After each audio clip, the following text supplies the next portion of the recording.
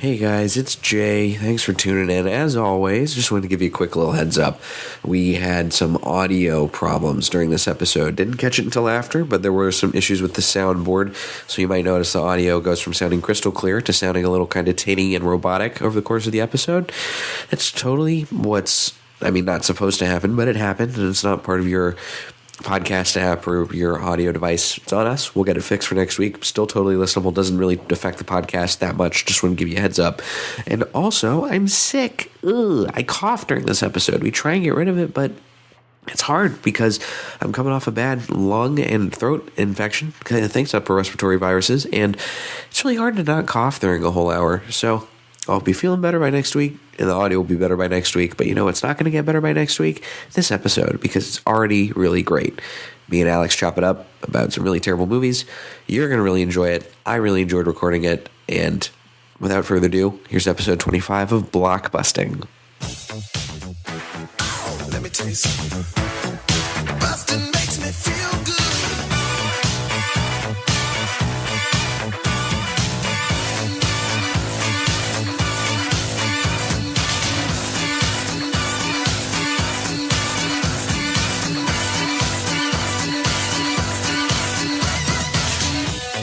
Hello, everybody.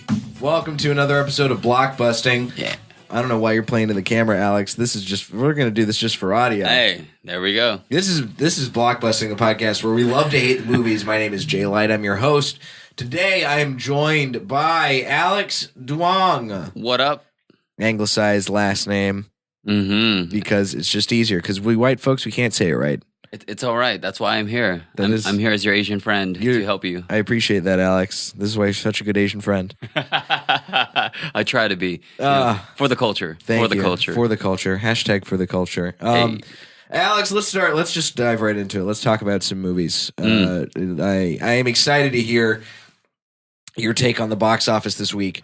Mm-hmm. Have you seen any movies lately? I kind of want to. I saw a lot this week. Oh, yeah? Yeah. Well, I got to see The Shape of Water. That was cool. That's like a few months ago. What other movies did I see this weekend? But you saw Shape of Water finally. Yeah. What'd you think? Incredible film. I saw a tweet that somebody said somebody called it Grinding Nemo. And it was exactly that. You're like, it was so incredible. Like only Guillermo del Toro can pull off something like that. You know, just in that weird world, and it's got boobs in it. Yeah, whatever. Yeah, there you go. But it's such a great movie, and just all the characters are so well grounded in such a wild ass like premise. So I was invested from the get-go. I went in there liking Guillermo del Toro, but as with any film, that could easily change with a couple wrong decisions in the first opening of the Act 1. But then I stayed right there. I knew what it was about, and I went in there tepid. And I was like, but I was willing. And watching that, even my girlfriend was just like, what is going on? And they were like, but we couldn't stop watching, which is, that's his trick. That's his knack, just to go in there and enjoy all these monsters and sympathize with them. And you're over there rooting for essentially an alien in this really weird world. So yeah, I really enjoyed that. What movies did you see? I saw Hell or High Water, which is not in theaters, but it's a great movie. Okay. Watched that at home last night while recovering from a respiratory infection. Oh, shit. Also watched A Futile and Stupid Gesture, which is on Netflix. Mm-hmm. Definitely recommend everybody watch that. Is that the National Lampoon thing? Yep. Okay. The biopic about Doug Kenny and National Lampoon. Definitely recommend that. Will Forte does a great job. It's very nicely handled. And I watched Cloverfield Paradox. Oh. Which we'll talk about a little bit later. I kind of want to cover that more in the news. Yeah, that's in my queue. I got to check it out. No, you don't. No? No, don't. It's rough. Oh, the last one was so good with John Goodman. Yeah, that was so good. They're falling off, Alex. They're falling off. Let's talk about what's in the actual box office. Because the Cloverfield Paradox definitely went straight to Netflix. Subverted the box office. Did not even make a dent because there's no way it could make a dent because it didn't go to theaters. Instead, what you got in theaters, top 3 in the box office, all new releases. This is courtesy of Box Office Mojo. 50 Shades Freed leads weekend as franchise tops $1 billion worldwide. Yeah, wait until Black Panther comes out. Oh yeah, that'll be next weekend, and Black Panther's going to blow it out of the water. But this is, I mean, this should be no surprise to anybody. 50 Shades has dominated the box office every Valentine's for the past couple years. Topical. Because you got horny women in the Midwest who want to go see somebody's got to get hit an with orgasm. a riding crop. That's right. Somebody's got to have an orgasm in a small airplane, you know? I guess. That's what happens in the movie. Is that what happens? Have you seen the 50 Shades movies? I've seen some of them, and just watching it because you're like, hey, like... There are only 2. Yeah. You've seen both of the 50 Shades movies that are out? Yeah, my girlfriend likes it, so I got to watch it with her, and I go in there just being like, what would it be like to be rich and have fucking no problems in the world except for this meek little girl? It's weird. It's a weird friggin' premise. But that is a weird premise when you think about it. Is that the most first world problem possible is I can't find a woman who wants to have sex the way I want to. Exactly. Someone that can beat me, like you have hookers available, right? Sometimes people get scared because I bring out a belt. That's right. And I like to meet people in carpentry stores out of nowhere. I can't handle being blindfolded. Oh, no. Life is tough. I'm allergic to leather. Oh, man. This chick won't let me put a dildo up in her. What's up? Yeah. What's wrong with this world? She won't let me come in her belly button? Aw, you're a prude. No, man. See, that's the thing. I feel like most dudes don't even have to worry about asking consent before coming in a belly button because that's just common courtesy. Yeah, when you pull out, belly button's right there in the aim range. It's right there. I feel like Christian Grey is like Bruce Wayne if he didn't get into saving the world.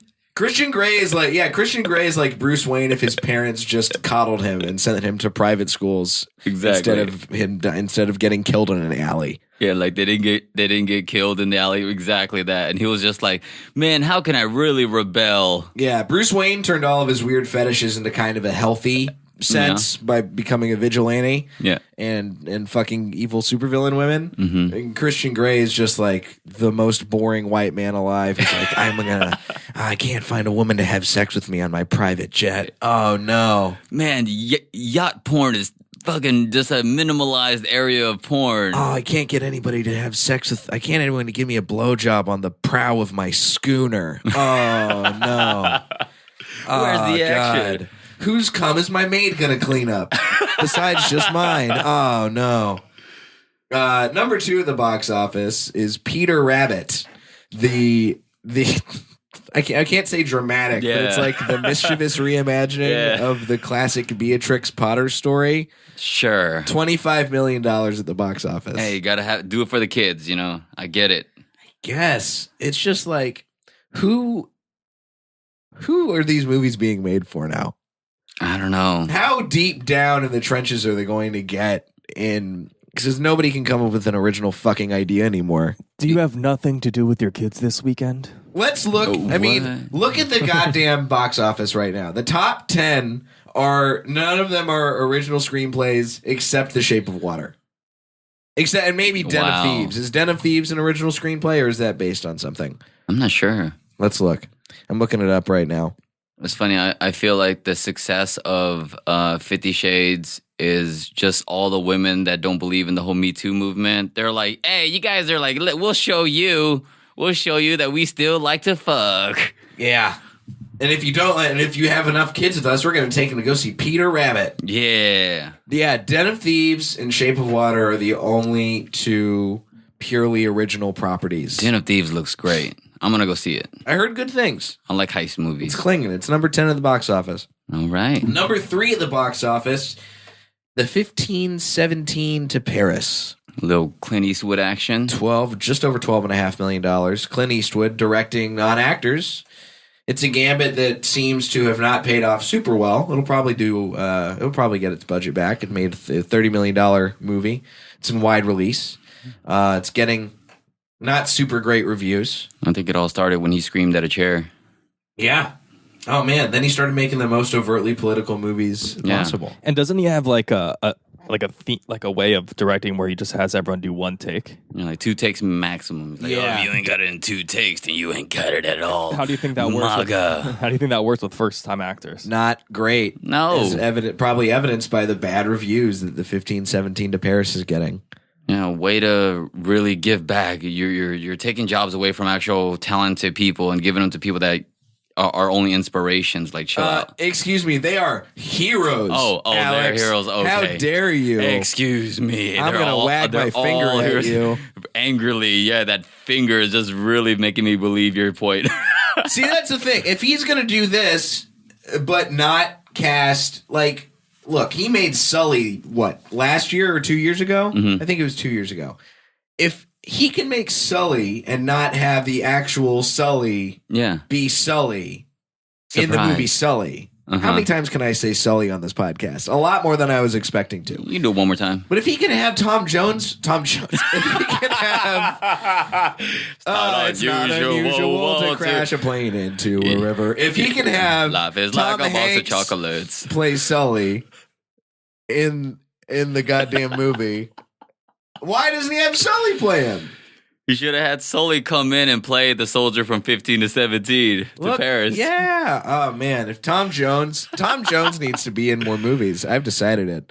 Tom Jones, how is he not? Has Tom Jones received a nomination for best original song in an Oscar movie feature? Let's find out. I don't know. Tom I doubt Jones, best original song. I doubt it.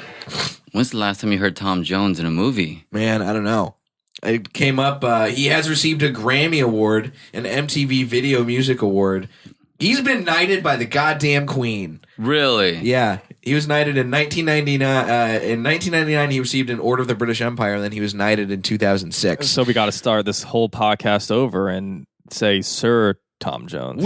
Alex, which would you rather have? Would you rather have an Oscar, or would you rather be officially knighted by the Queen? You came into comedy through acting. Which would you feel like is a bigger achievement of a dream? Have you ever been close to being knighted? No, never. Geez, that's a really good question. The Brits are too pretentious for me, so I'm going to go with the Oscar because they respect the Oscar, I feel, more than they respect being knighted. What about in your familial homeland of good old What do they got Vietnam? over there? Do they got a king? Do they have a king in Vietnam? No, they got it's no more. It's no longer a monarchy. They got. Now all I can think of. I almost said the king of Siam, like the goddamn king and I, and that would have been the most racist I've ever been on this podcast. And I'm glad that I didn't go down that route. Dude, Tom Jones right now looks like Robert Downey Jr. in Tropic Thunder. He does. Tom Jones has got some blackface going on right now. Dude. Nominated for 1 Golden Globe. Respect. All right, Tom Jones. Respect, Tom Jones. Respect. A man immortalized by Carlton Banks. For the rest of the box office, we've got Jumanji, Welcome to the Jungle at number 4. Okay. Greatest Showman at number 5. Maze Runner, The Death Cure at number 6. Winchester at number 7. The Post at number 8. The Shape of Water at number 9. You contributed to that. Good job, Alex. Congratulations. Absolutely. And Den of Thieves at number 10. All right. And it's going to be another week in the box office. It's a grab bag. It really is a grab bag right now. I think I'm going to have to figure out how to edit out these coughs. I'll do that on my own. That's going to be a tough week to edit. I think in Vietnam, Oscar would definitely be more respected than being knighted. Yeah, you think so? Because like, oh, you're a knight, huh? Where's your armor? Versus like, hey, here's my Oscar. They're like, oh my God, you're famous. That they respect celebrity over there more than anything. Yeah? Oh, yeah. If you go over there and you're a big shit, they're like, oh my God, you're an American, celebrity versus anything else. Noted. Yeah. So if you guys ever come across that path, that little fork in the road, definitely go with the Oscar if you want to be respected in Vietnam. All right. Noted. I'm going to keep that in mind. If I ever go to Vietnam and if I ever win an Oscar, I'm going to carry that shit with. That's going to be my only carry-on. I'm going to have that. I'm just going to, instead, how some people wear like their passport around their neck under their clothes? I'm just going to wear my Oscar around my neck on top of my clothes. Solid choice. I think that right now everybody's kind of easing off on the box office. People are probably going to go see 50 Shades on Valentine's Day. I know that there's Probably women already getting their cream friendly jeans ready to go see 50 Shades on Wednesday. Lined up with the novel and a box of bonbons. Yeah. You know? Don't act like you're also not going to go see 50 Shades on Valentine's Day. I will with do your it for girlfriend. the lady. You're doing you it know? for the lady culture. That's right. I'm an ally. I also think that everybody's getting ready to see Black Panther, which you just mentioned a couple minutes ago. Which we had its premiere this week. I think that is probably the most anticipated movie of this season. I think of the year. Might be definitely among the top. I would say definitely the top 5 to 3 most anticipated movies of the year. It's got an amazing director, an amazing cast, and then of course the fact that it's the first totally black cast crew Marvel movie out of a Marvel cinematic universe that's been going on for years. It's a milestone, and it's a soundtrack dropped this weekend. Made by Kendrick Lamar. Oof. Everybody already says that's a great album, and I can't wait to see Black Panther. And again, I'm not a big superhero movie guy. I've covered this on the podcast before, but Black Panther's caught my eye. Yeah, same here. When you see all the superhero trailers, you're just like, oh yeah, okay, and there's that, and when is it? Okay, there goes that little scene. Oh, you're being inspirational, da da da da. But then when you watch the Black Panther trailer, it's cut in a certain way where you're glued to the freaking screen. The trailer is incredibly cut, and you're seeing something different, something refreshing. It's not a rework. It's not another Superman. It's not another Spider-Man. It's not another Batman. Right. You see those, you're like, oh, well, how else is he going to do this other impossible thing to save the planet? You see something and it's personal. Yeah. I like that. It's personal. It's grounded. It's about him avenging the death of his father. You're just like, okay, great. Yeah, that's the night. You don't see a lot of humanity in modern superhero movies. Yeah, they spend all the money on visual effects instead. Yeah. Like, come on, go pay your writers a little more, get a better writer sometimes instead, and just create a better story and resulting in a better movie because everything starts with the script. Yeah. And then we can go from there. And I feel like a lot of scripts are just like blah, blah, blah, blah, blah. Boom. Okay. At the end. So that's kind of what happened with, let's go back to probably the biggest non-specifically box office related movie news of the week is Cloverfield Paradox. So we recorded last week right before the Super Bowl, and during the Super Bowl there were 2 ads shown for Cloverfield Paradox, and in the second one it was announced that Cloverfield Paradox was premiering and available on Netflix after the game. And so a lot of people watched it. I watched it. I was hooked. I was like, oh, this movie looks pretty good. And then it did not do super well. Damn. It's gotten very mixed reviews. I think it's currently sitting at about 15% on Rotten Tomatoes. Damn. A case of trailer hype, huh?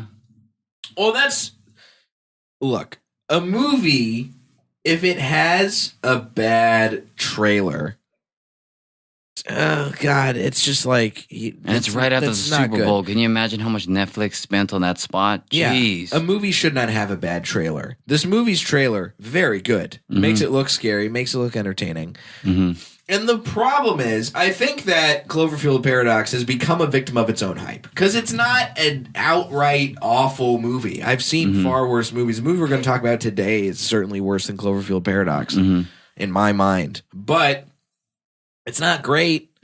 It's not really good. It's okay. Yeah, because right when I saw the trailer and I saw the monster peeking out at the end, I was hooked until I saw the monster. Because all the Cloverfield movies, it's based on suspension of disbelief, where you're like, oh my God, there's that monster, there's that classic Hitchcock device where you are. You don't see what's going on. It's just it's all in your head. It gets in your head big time versus it's in your face. I saw the monster and I was like, nah, all right. Well, and that's the thing about this movie. It's like I've started to, especially since doing this podcast, I've started to sort of look at a movie when I'm watching it and think, all right, would I walk out of this movie? Like, how much on a scale of like 1 to 5 footsteps, how badly do I want to get out of this movie? And this movie, I was at least intrigued about what was going on and what was going to happen. Like, it was pretty predictable. I'm definitely going to say it was as far as the writing goes, very easy to figure out what was going on because it plays like I'm not gonna again. Spoilers, whatever. Spoilers be damned. If you're listening to this podcast, we're gonna spoil some shit sometimes. It plays out like sort of a mashup of Event Horizon and Alien, where there's a lot of dimensional shifting going on, and it's this space horror movie. Yeah. But it's not really out and out that scary of a movie either. Like the elements that seem to be played up in the trailer make it look like it's going to be a pretty close to a straight up horror movie. You know, you got the disembodied hand crawling down the hallway, and you got Zhang Zi's drowning in the airlock, and some other shots. There's the whole Zhang Zi's back in there. Yeah, she's great. She's probably she's one of the best parts of the whole movie. Okay. She does a really good job in that movie. Impressive. And Chris O'Dowd, great in that movie. Okay. Chris O'Dowd is fantastic. But the thing is, the cast is stacked. The cast has Gugu Mbatha-Raw, it has David Oyelowo, it has Chris O'Dowd, Zhang Ziyi, Daniel Bruhl. Damn. I gotta watch it just to see Zhang Ji because I had the biggest crush on her during Crouching Tiger, Hidden Dragon. I was like, oh, my princess, how can I serve you? It was amazing. It's got a really strong cast, but it's poorly written. And I think it's directed just about as competently as it can be, but that doesn't really save the movie. Damn. And now the hype snake is really eating its own tail here because some people are like, that movie was great. It fits in the franchise well. And the big problem is what Netflix is doing with Is it like Cloverfield paradox. Is it a found footage style No. a little bit? No? Okay. No, not even close to found footage style. Okay. Well, the problem is what the Cloverfield franchise has begun to have done to it is that J.J. Abrams and the Bad Robot team are essentially taking other movies that are written on spec or just written as original properties and figuring out, all right, I like this script, but I don't like it enough to make it on its own as an original movie. How can I shoehorn in some monsters into this and make it as part of the Cloverfield quote-unquote franchise? And what happened with Cloverfield Paradox is the movie went way over budget. Paramount didn't want to release it in theaters because they didn't think it was going to make enough money. And so Netflix bought it outright to where Paramount would make a profit immediately on the movie. And then Netflix could have this crazy hype machine and release it during the Super Bowl, which is crazy. You know, that's the thing. And this article from Cinema Blend, which I'm pulling this info from about the release on Netflix, I think is the most important look into why the Cloverfield Paradox was released the way it was. And this is a direct quote from a recent Facebook Q&A panel regarding the Cloverfield Paradox from J.J. Abrams. We were talking to Paramount. The truth is we were trying to figure out like what was the most fun way to release the movie, and literally it just came out of that conversation because people sort of knew this movie was coming. They knew it was a Cloverfield movie, and the series had always been so much about surprise. We were literally talking about what was the most fun way we could surprise people with this. We thought, well, I wonder if this is even a possibility.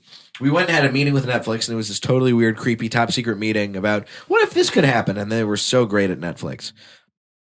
And so they wanted to basically just release it right after the Super Bowl to keep it in line with sort of the theme of the franchise. But I think that was, I don't know. I don't think it's a mistake to release the movie like that. I think it's a huge coup for Netflix to be able to do something like that. Of course. Especially because it became one of the things that like everybody was talking about on the internet after the game. Besides that amazing Super Bowl, of course. But it's just like, I don't know. If you're going to do that to a middling release movie, to a movie that would not do well at the box office, that you had to literally buy off another company because they were going to shelve it and put it in hell. I mean, what's the point? It says here on Screen Rant that J.J. Abrams elected to rework the film during production, which is never a good thing. No, of course Just it's not a good thing. Freaking shoehorn it. See, J.J. Abrams is so good because he doesn't insult the audience.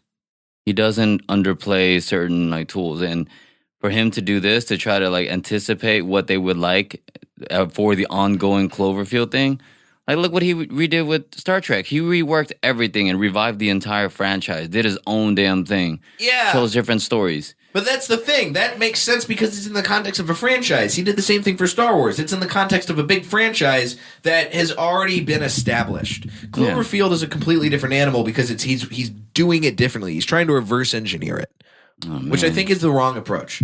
Yeah. J.J. Abrams obviously is a very talented writer, producer, filmmaker on all regards. You can't deny that. But what he and Bad Robot are doing with the Cloverfield franchise, I think, is doing a disservice to the vision that they kind of have. Man, he should have went with what he had in mind. I bet you it would have been way better. I mean, what they had in mind was to not release this as a Cloverfield movie. Exactly. And I don't know. I think that the hype snake ate its own tail with this one, which is a real shame.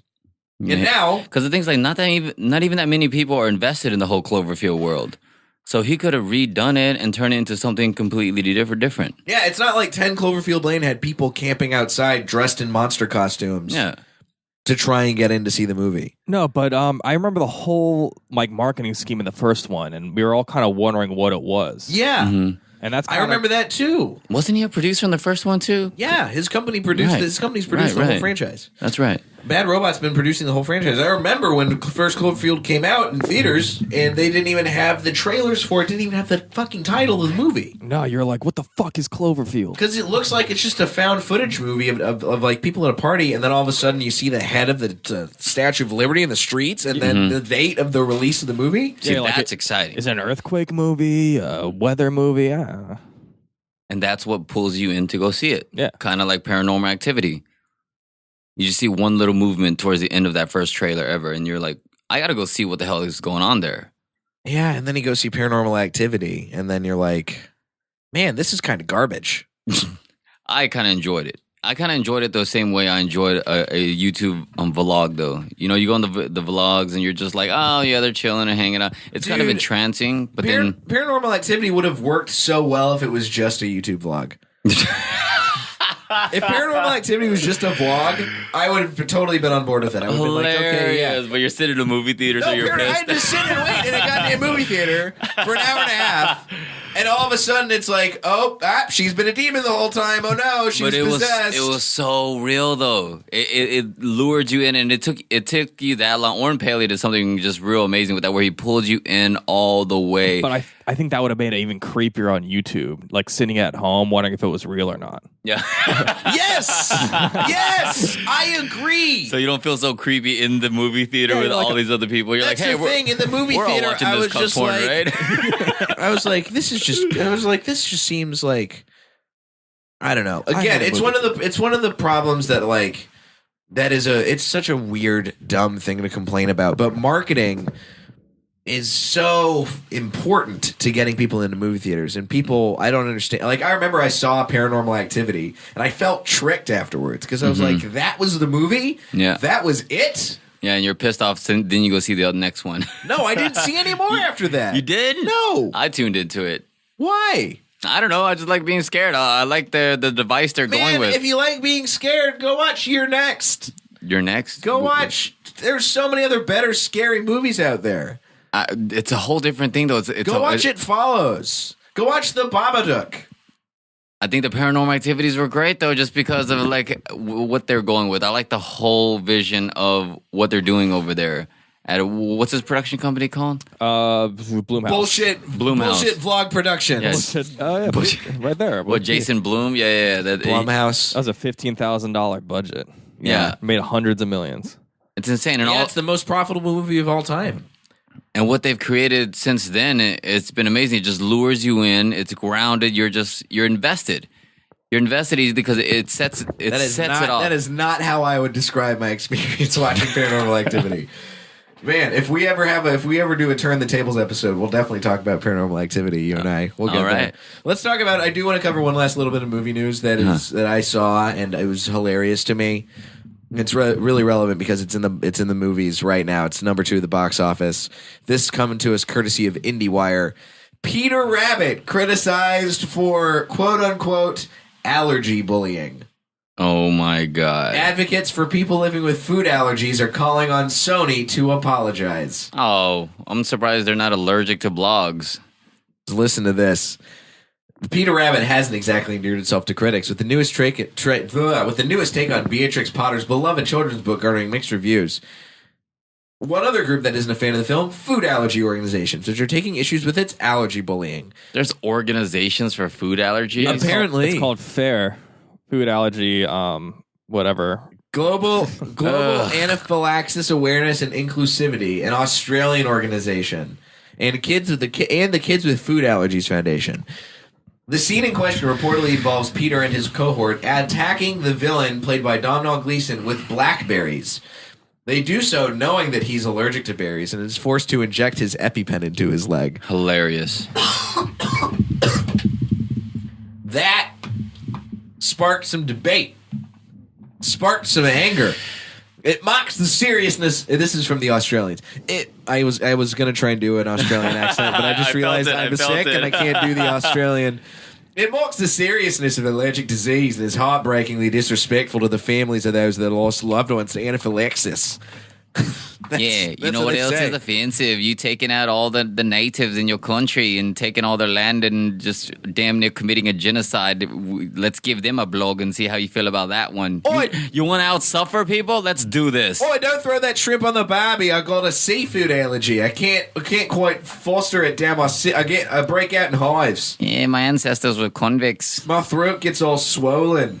Yeah, next thing you know, I'm in the fucking washroom. This is the most I've ever heard Australians care about anything. Right? I've never heard a story that has any kind of news story at all that's been like an Australian awareness group about allergies. You know what they should have did instead of stabbed them with an EpiPen? Should have just called them a cunt, and then they would have been like, "Oh, that's right," Oi, fuck off. That's what they should have. That's what their statement should have said. and let the other animal die. It's a person. It's a person. I guess It's a this is the right person. time to shout out Food Allergy Awareness Month. It's May. We wear gray. Is it? Yeah. Yeah. Do you have most- any food allergies? Cats. You're allergic to the cats you Allergic eat, cats. but only Oh, if yeah. you eat them. They decided there's no irony in the fact that they decided to choose the most boring color for the most boring advocate group in the world. Yeah. Well, listen, you can't be. If you're allergic to flavor, then wearing gray means that nobody's going to think your shirt is spicy. There's color allergy, and they're not allowed to wear any ribbons. Oh, the rabbit was too brown. It offended me. And this is the food. The Kids with Food Allergies Foundation says this. Making light of this condition hurts our members because it encourages the public to not take the risk of allergic reactions seriously. Also, kids are going to be walking around schools throwing blackberries or blueberries That's at what people. it says. It says this attitude may make them act in ways that could put an allergic person in danger. Jeez, Listen. how dumb are your fucking kids? that Yeah, you have if to your tell kid them? has if your kid's allergic to something and you don't say, hey, if you ever get in contact with this food, make sure you have your EpiPen on you. Yeah, and be better parents. Yeah. Also, just have your EpiPen on you. This character does it all right. He's got his EpiPen. I should He start. saves himself. Yeah, I should start an advocacy group that gets offended when people stab EpiPens into themselves because it triggers me because I'm afraid of needles. God, I'm surprised we haven't seen that complaint come up yet. Oh, yeah. No breastfeeding in public and no stabbing EpiPens because both things trigger me. That's a joke. Don't tweet at me about it. I care less. We've had so many. I think we've demonstrated on this podcast today we are not woke. Hashtag not woke. Hashtag not for the culture. Woke. There's a freaking movement that's been appropriated by all and everybody in the Hashtag world. not woke. Yeah, or hashtag woke. Everybody's like taken this woke thing and made it their own little thing. Like, no, it's not. You cannot go and make it your own thing. Woke is woke. I can't stand all these allergy truthers out there who trying to make me believe that my allergies are not legitimate. I'm telling you. And All of a sudden, you got some kind of fucking cartoon rabbit up there trying to make me look like a goddamn idiot. yeah, thank goodness I didn't vaccinate my kids. It really is. I got to give a shout out to Global Eye, this is the most well put together an Australian group has ever said something. Congratulations, guys. You really put yourselves on the map. Or not. Let's talk about the reason why we brought you in here today, Alex. Yes. You hate a little movie called The Great Wall. It's not a little movie. It's a giant piece of shit. It is a giant piece of shit. For those of you who are not up to date, let's give a little backstory. Coming to us from Facebook. The Great Wall is a 2016 monster film Directed by Zhang Yimou with a screenplay by Carlo Bernard, Doug Morrow, and Tony Gilroy from a story by Max Brooks, Edward Zwick, and Marshall Herskovitz. The U.S.-China co-production stars Matt Damon, Jing Tian, Pedro Pascal, Willem Dafoe, and Andy Lau. It is Zhang's first English-language film. Yeah, the first big collaboration between the now Chinese-owned legendary pictures and like all the other freaking studios that are listed. But yeah, it was the first big thing for like China and America to come like to terms with and get a movie made. It was very exciting at the time. Yeah, and it was released in China first before it was released in the U.S. It was released in China about 2 months before it was released in the U.S. A joint distribution between Universal Pictures and China Film Group. Big stars. Big director. Big director. Director of House of Flying Daggers and other, well-regarded Chinese films. Yeah, The Golden Flower. Amazing freaking epic film. And yet, it's so bad. Alex. So bad. Why do you hate The Great Wall? Well, in the opening scene, first off, I'd like to just encapsulate the whole movie as like the fucking Panda Express version of Asian films. It's familiar, it tastes all right, but it leaves you regretful. It's terrible. It opens up with just like shitty visual effects. You can see that like the visual effects company on it is Weta. One of the biggest visual effects. They did Lord of the Rings. They did all the big films. They did Planet of the Apes. And you see this and you're like, oh, they're not in the desert. That's not them really in the desert. You're like, what? I'm supposed to be able to see the grains of sand that you're running across. Like I saw the hairs on the fucking chimps in Planet of the Apes. They do so much like shitty service. It's funny, like I said, Weta Workshop, and for a second I was like, oh, are these just workshopping special effects people? Like, did they have like an acting workshop version of visual effects, and these are like the interns who were doing it? But no, I looked further, and these are like the head guys. It's like they did this thing, like they just there's so many shortcomings going on in this film. And of course, the typical thing, what would a Chinese film be without Matt Damon? Yay, Matt Damon, him and Pedro Pascal, these two like bandits, thieves that are deciding they're going to come to the Great Wall of China and be like, hey, we heard you have black powder. Can we get some? One of the biggest like weapons that China has ever developed is gunpowder. Yeah. In like the 9th century. And it's terrible that the whole premise is that they're just going to walk up to their front door. But hey, at least at the beginning of the movie, they're nice to the horses. There's a scene where Matt Damon's riding and he's like, let go of the horses. That's a Save the Cat trick if you ever read the book. Oh, yeah, look, if you're not nice to the horses, then how are we going to like you for the rest of the movie? You're going to get the fucking horse advocacy groups chasing after you. Like that one part where you kick the horse in the neck. Yeah, There's terrible. going to be the Australian horse advocacy company is going to come up and be like, I didn't like the way they treated that Shetland. Yeah, right at the beginning when he was running from the Mongols, he fucking kicked the horse to get away. Listen, you got a problem with the way you got your Clydesdales. They're unshoed. They're not traveling correct. It's just second to terrible to the Budweiser campaign where you got those big John Clydesdales. Also, you wouldn't have a Clydesdale in that situation. You'd get probably an Arabian or something else that's probably more adjusted to the climate. You're really just harming yourself there. But it's all right because the natives here don't even worry about that. The Aborigines, they're fine. Fucking it. Yeah, it's just a terrible movie because then the movie goes on to them capturing Matt Damon and Pedro Pascal, as you do. They get to the front door and it's the Mongols behind them, but then all the Chinese people come out and they put like all these archers come out and put arrows all the way around Matt Damon and Pedro Pascal in a perfect circle. The Mongols are like, oh no, we cannot take these guys. We better go back to the mountains. Oh yeah. And then Matt Damon and Pedro Pascal are like, I guess then they have this like really love and hate relationship, which is kind of cute. I guess it's interesting for, I guess, Chinese audiences are like, whoa, they're so outspoken. This is crazy. How dare they like be so, they snicker towards each other so much. And so they get taken in, and then they find one of the monster's hands, this thing called a Tao Te. Yes. They find the hand in Matt Damon's bag, and they're like, what is this? Right, because they killed one earlier, like 5 minutes into the movie, where it's just these last 3 guys left and who are about to go try and raid the Chinese to get their black powder. Yeah.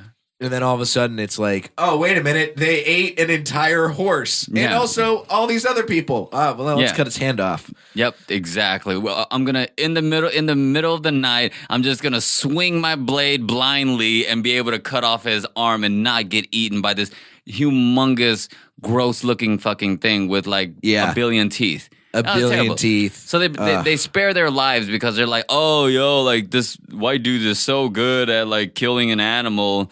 That's like someone passing an exam. Yo, And yeah. like being welcome to the Mensa like organization. I feel that was what that was like, because you have this elite, fucking well orchestrated army down to the color. Like they they're all wearing different colored. They're all wearing different colored armor. They're all wearing very distinct things. Mm-hmm. There's a whole section of the different army that is dedicated to just having female soldiers. because they're skinny. Yep, and They're they can dive lightweight. better. They can dive They're way better. lightweight. You hear that, men in the U.S. Olympic swimming team? You're not good divers, not good as women. No. All right, get skinnier. There's so many problems with this movie. There's from the jump. Mm-hmm. There's the fact that, and this is a thing that I remember being covered when the movie was announced, Mm-hmm. because of course the outrage machine began to churn Mm-hmm. on the internet from the very beginning when people were like, Matt Damon's in a movie about the Great Wall being, because everyone saw the Great Wall and they're like, Mm-hmm. this must be about the Great Wall being built. And they were like, how come Matt Damon gets to be the star of this movie? Yeah, see, I didn't even mind that. I didn't mind Matt Damon being in there. Especially because it's written in a way where Matt Damon Yeah. makes logistical sense for him to be in the movie. Exactly. Matt Damon is there. Well, I'm thinking like Tony Gilroy, Bourne series. It makes total sense. So as soon as I saw that, he's like, hey, I can get Matt Damon if you give me a producer credit. Yeah. Because obviously the film, I had nothing to do with the structure of the film. Right. He just got him a quick credit for that, which happens a lot in Hollywood. But the thing is, and both him and Pedro Pascal are basically portrayed as like untrustworthy white people to this entirely Asian cast. Yeah, it's not like they opened up the film and like Matt Damon's their king. Right. That would have pissed me off. But I was like, hey, he's the fucking straggler coming in trying to trade. And not even really trying to trade, just trying to doing a shitty job at it. Yeah, and then of course he comes through. He has to prove himself in battle, which makes sense, I guess. And then there's the part. God, this part really just like it got me going in a way that I was very upset about this part of the movie when he's in they're in like the Great Hall and they're joining them for the first time, not as prisoners. Yeah. And one of the army commanders is like, "Oh man, you shot with that terrible bow? I bet you can't. I bet you couldn't shoot anything. I bet you couldn't." And then Matt Damon's like, "All right," and he just kind of shoots and like pins this bowl to a column, A little rice bowl. and then they start. And literally, the Chinese generals all start doing a standing slow clap. Oh, and there's this And one. the whole hall gives him a standing ovation. For like some archery work that could have been done by like a 3-year-old Chinese kid in that same hall. And then, to try and call that back, the same Chinese general starts to try and do another slow clap later on in the movie, and it fails. That's terrible. So clever. You saw a freaking John Hughes movie about the failed slow clap. Dude, what pissed me off about that scene in particular too, there's this cut to that sheepish kid that goes on the wall, but he's holding like this giant bowl in his hand, like a soup bowl. I'm like, what are you doing? You don't get that much food. You're not that smart. They don't feed like the dummies that much in the whole Chinese culture. Like, no, you get like, just like everybody, you eat evenly. It's a communist country. You eat just as much as everybody eats. You don't get to eat more. It cuts them holding this giant bowl, which is so weird. I saw that scene and I was like, wait, no, why do you get to eat more? You're not strong. Yeah. Which is like a whole principle in that era, in the ancient Chinese times. That's why the things worked the way they did. And William Dafoe being a little creepy meth head in the corner. Right? Yeah. Oh, he's so creepy the whole time. The first couple scenes he shows up in, they just literally like pan over and he's just creeping in the corner. Yeah, he's like, man, all bug-eyed. I thought of a term for him. It was like a peeping Tam.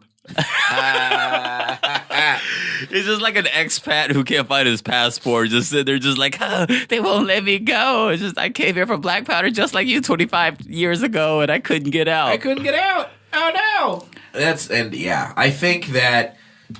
So The plot of this movie is basically just like, man, sometimes white people got to come in and show us how we got to fix our problems. Oh man, show us how to like, undo our ways because you're so cool about it too. That's the thing that, like, one of the things that, as far as logistically in the story, did not make any sense to me was that part of the reason why they're able to stop these monsters to begin with is because they figure out that they have a stone that's magnetized, which, by the way, is apparently a completely foreign technology to an entire country that has invented explosives.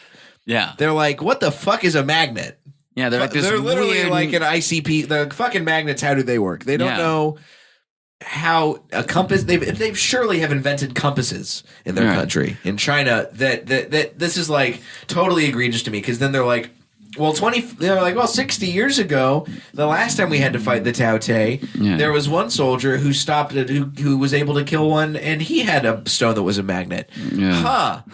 I wonder why a magnet did the same thing this time too. Well, at least the white person figured out why those magic crystals work like they do in Silver Lake. It's all about magic crystals. Yeah. They help you from freaking out. Just like they help the monster from being anxious. They're like, put the magnet by the monster. He goes to sleep just like it does here in L.A. See, that's the if these monsters had just gone through a little bit of therapy and maybe had like gone to the right Al-Anon meetings and called their families every once in a while. Get your chakra read. Yeah, just call and talk to the queen and explain your problems and apologize for what you did wrong growing up. Anyway, look. I just don't think how they, like, the writers had the gall, well, because it was 6 white writers. They had the gall to think, like, these, like, foreign, like, these 2 dirty-looking dudes are going to come up to their doors and get the recipe for, like, gunpowder. I can't even get my mother's, like, crawfish recipe. You think they're just going to walk up and be like, yo, hey, you know that gunpowder thing, that magical thing that took over, like, half of the world? Can we get some? And it somehow got approved by a communist government. Mm-hmm. Yeah. I think that's why the movie sucks so bad. Because it wasn't controversial. The characters weren't developed. There was just, everything scratched the surface. You're just like, oh, there's that, there's Matt Damon. There's the female orphan. She was an orphan, but somehow she made her way up to the ranks, and she's from a nameless tribe or whatever, but somehow she's here on the wall. Oh, yeah. And the other part of this movie is it shows some, like, pretty brutal deaths happening at the hands of these monsters, the Tao Te. Yeah. Like, there's people getting fucking eaten alive more than once in this movie.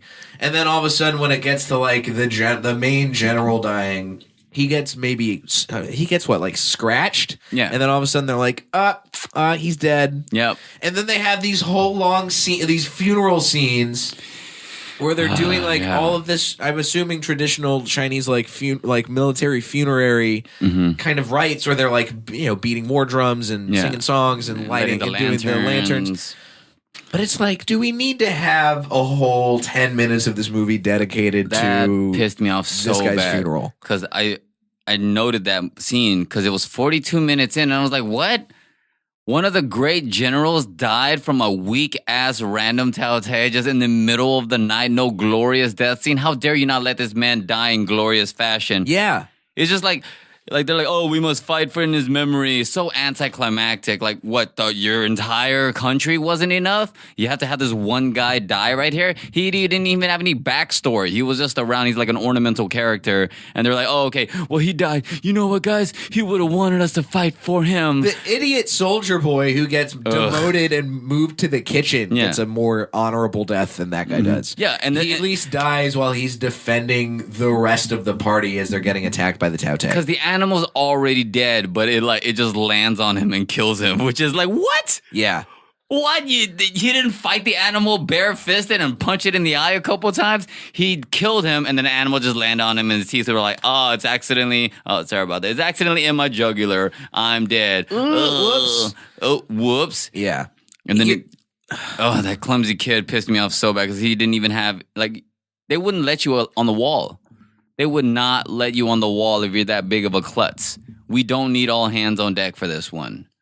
Because the whole entire town's doing his thing. You should send him back to the city and bring a kid that can actually close a death. that can actually close. That it just pissed me off so bad. What do you think is the biggest problem that this movie has that it could have fixed? I think right away the special effects. You got some of the best special effects. It pulls you out immediately. You're watching it, you're like, oh, that's fake. Even though it's a movie, I need to feel like a little invested. They should have spent more money on special effects because it's a $150 million film. Where did it all go? What, to Matt Damon? Yeah, that's a good point. I don't understand it. It's like China and Weta, like they have some of the most brilliant visual effects designers in the fucking business. Special effects are pretty bad. They're so terrible. In the beginning, they could have fixed that. They could have stopped with the save the cat thing. They could have pushed the boundaries on the script. I think it probably suffered with the script the most. You had 6 of the best writers on this script, and that's the problem. There was no vision. I bet you they were all like just it was one person would take a pass at the script and they send it to another one of the great writers. He's like, no, I didn't like that. Let's push this back around. No, I did this on that film that was a blockbuster hit. So I'm going to use this device instead. And I think it got washed down to the point of your typical year one screenplay. Like you're just looking at it like it's, oh, yeah, this is what you're supposed to do in minute 43. Kill a guy who everybody loves. Oh, at the beginning, have the character do something just amazing with like a cat. Literally save the cat. Oh, instead of that, we're going to save the horse. It's so play by play that even the most non-movie watching person, the most like the cashier at CVS or some shit. I don't know. Who knows? There's no narrative risks that are taken with this movie. None. There's zero, and the script was so weak. And I think it could have been way better because you have some of the best writers. Again, best writers, some of the best producers on there. But then also, I'm sure they probably tried to make a better film. But then I think the Chinese government kind of censored like a lot of it. There was probably way more in there. Who knows? Who knows what happened behind closed doors between the government and, Hollywood. They were like, hey, we're going to let you in, but you cannot do these things. We're gonna do them on our own films because your typical like Chinese films are very like racy. They're very aggressive. There's a lot of violence. There's hints like them allowing all the violence on film. People being pulled apart by the monsters and everything, but you couldn't take an additional risk to develop the characters a little more. Yeah. By the way, Andy Lau does not age. No. He's like the Asian Marlon Brando. Good job, He's Andy amazing. Lau. Hey, drinking that juice. Drink that juice, man. You got to do it. I think that there are a couple things that this movie does that are pretty cool. I will give it that. I think that the fight choreography when it gets to stuff like Matt Damon or Jing Tian, I don't even know how to pronounce those. Jing Tian, when it's one-on-one fights with the monsters. Mm-hmm. Those are pretty cool. Yeah, where they put the whistling arrow in the animal. Those are cool sequences. And the very end sequence when they're in that crazy stained glass lit tower. Yeah, that looks cool. That's really cool. But cool sequences cannot save a terrible script. Nope. That has terribly thinly developed characters and a plot that's about as stock as it can come. Absolutely. When you're making a war movie or you're making a monster movie. And why is every scene so smoky? There's smoke in every single fucking frame of that film. China's not full of smoke all the time? Not in that time. That was before the industrialization but that's of the all whole the country. Black powder. It means there's smoke. Oh, man, I don't know. Every single scene is like smoky. It's like, ooh, it looks cool. Fucking, you might as well get John Woo to direct it. Jesus. If John Woo directed this movie, what do you think it would have been like? Ooh, would have been way better. Would have been more grounded. Would have been more gritty. You would have had doves. For sure, doves. Matt Damon would have pulled out his like arrow, and doves would have flew out behind him. And the little pigeons would have had bows and arrows. It would have been great. Willem Dafoe would have made a much better villain. If Way John better. Woo. Oh, I'd love to see John Woo direct Willem Dafoe. Nicolas Cage would have probably shown up in this movie if John Woo directed it. We'll get like a halfway face-off reunion. No. In that case, we'll take off John Woo. I don't want Nicolas Cage in China. Oh, dude, I think Nicolas Cage would be hilarious. Jean-Claude Van Damme. Why are we having these monsters all over the wall? Where's my magnet? I think it would be great. I would love to see that. And then like we discover there's like an escape plot. William Dafoe's been trying to escape for 25 years. Yeah. And he's like, we can figure out how to use black powder to blow up all this other stuff. Yeah, but he never does it. He never has the ball until Matt Damon and Pedro shows up. And they're like, hey, here's my two white brothers, my two Anglo-Saxon brothers. You guys can help me get out of here. And then Matt Damon's faced with a choice. Save China or escape. I completely forgot Willem Dafoe's death, too, is one of the most... in this script, there's so many unnecessarily funny lines. There's so much unnecessary Super comedy. overexposed. Usually I'm down for a movie having some comedy in it to just cut the action and cut the levity and give it some levity. But the part where Willem Dafoe's character dies is so goddamn slapstick. Oh, yeah. They literally have those round bombs with the fuses like you see in a fucking Bugs Bunny cartoon It's terrible. go off around a campfire because the Mongols are like, oh, we don't know what these are. Yeah, we're just playing And then there's explosions and everybody and people's they don't limbs know get what blown weapons off. are. One of the God. most powerful tribes in history don't know what explosives are. Fuck you, whoever made that choice. I have expected Willem Dafoe at that point to just mug to the camera and be like, "Whoops, I made a whoopsie," and then Hilarious explosions. Oh, that one scene's cool where they open up a crease in the wall and those blades come out. That was cool. And the blades are cutting up the monsters back and forth. They're like left, right, left. These but giant again, blades. three or cannot four save cool it. scenes can't save the movie. It cannot. And this movie is not worth watching. This is one of those movies that if I were hungover, I would barely muster up the energy to change the channel. Just barely, though. I would watch it and I'd be like, okay, I gotta change this. This is not. This It's is a not gas worth watching. station movie. You know when you're at the gas station pumping gas and they have those little movies on there? Oh, And yeah. it's like, oh yeah, I'm just pumping gas. Yeah, you got about 15 seconds to show me something. That's the quality of this film. This is if I was a trucker and I stopped by at a Love's or a Pilot and I saw Yeah. this in the discount bin, I'd be like, yeah, I'll pop this on. I'll watch this in my cab Yeah. while I'm waiting for a 99 lot cents? lizard to Sure. come knock on my door. Oh, and that scene where Matt Damon tells that sheepish dude on the wall, you're braver than they think you are. No, that's not how it works. Yeah. Shut up. Ugh. You're telling me I can do That's not this? how character development works. You're a thief and a liar and a guy who tried to swindle the Chinese government. And I'm gonna take advice from you. It's terrible. Alex, thanks for talking shit on this movie, man. Thank you for having me. There's so much. Wait, is that our time? Can I talk more shit? I mean, that's about our time. Is there Oh. any other vital points that you feel like you need to make to show off how terrible this movie is that we have not already covered? Oh yeah. Last looks. Out of nowhere, they go to the city based upon no recommendation or no message or no pigeon showing up on the wall to tell them the monsters are headed for the city. It's just in the middle of the night that monster that they managed to capture wakes up. The young king takes the stone away from the monster and he wakes up and he sends out a Wi-Fi signal to his other monsters and he's like, hey yo, I'm actually in the city.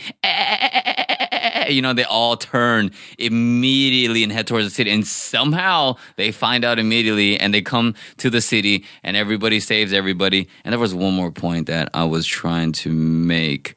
The girl saves everybody on the third shot. Matt Damon can't get it off in two shots. She saves it in the third shot, saves the entire city. But not once throughout the entire movie is she holding a bow and arrow. And she says, I've been practicing this for my whole life. Yeah, but she doesn't get off the shot with a bow and arrow. She Yeah. gets off the shot with the spear, which is what Yeah. she had been trained to use. With the stone, right? She shoots the stone right into the middle. No. He throws the stone, and she, Swings around the whole tower. she swings around the tower and throws the spear with the black powder explosive Okay, for a on it. second, I thought that was an arrow. No. I started giving zero fucks about it. I just think the whole wall's kind of is a symbol for relationships. Just seeing the whole movie is that's how that's what I walked away from the movie. Me personally is they talk a lot about trust there. I tell you what, at this point, I'd rather see the original movie where they were going to have Matt Damon be some Chinese dude who's building the Great Wall for some reason. Oh, that would have offended me less. Yeah, I would have been less offended by that. Opens up. He's like, hello. I'm building the wall for you. That would have pissed me off probably less. Who knows? I don't know. Maybe there will be an alternate universe where somebody makes that movie. Yeah. God, I hope so. Yeah, these are jokes, guys. Just let you know. I don't want freaking Australia to come after us. Oi, there's somebody over there said they can't imagine what it would be like if Matt Damon were an Asian person. Yeah, it's terrible. I thought more Asians would be infuriated by whitewashing. We are. The Australian Global Society for Asian Folk. And Matt Damon. The Australian Society of Matt Damon supporters. Anyway, Alex, thanks again so much for coming on. Absolutely. Today, man. My pleasure. Glad to have you on Blockbusting. Where can our listeners find your work? Yes, all over social media at Dapper Duong. That's DAPPERDUONG. And I have a podcast called the 12 Questions Podcast I host with Anna Valenzuela. Shout out to Anna. Great podcast. Yeah. Great co-hosts. Hell yeah. We do the do over there, and we're on iTunes and SoundCloud and Spotify and all that jazz. So fuck with us. Sweet. You can find me at Diet J on Twitter and Instagram, jlightcomedy.com for show dates. And it's going to be a good week, guys. My mom's coming in town this weekend, so Hey. I wonder if I wind up going to see a movie with her. Who knows? Mrs. Light. Maybe you we'll should go do an see- episode with her. Absolutely Oh, not. 100% not. That'd be great. Not going to happen. I love my mom, but I'm not going to have her on this podcast. You should see Winchester, a good family movie. Oh, yeah? Yeah. A movie about creepy grandmas. Why not? Helen Mirren. Ah. Ooh, Yeah, Helen, Helen Mirren. What middle-aged white woman doesn't love Helen Mirren? Yeah, every mom loves Helen Mirren. Helen Mirren can still get it. This has been Blockbusting. Guys, go see something good for a change.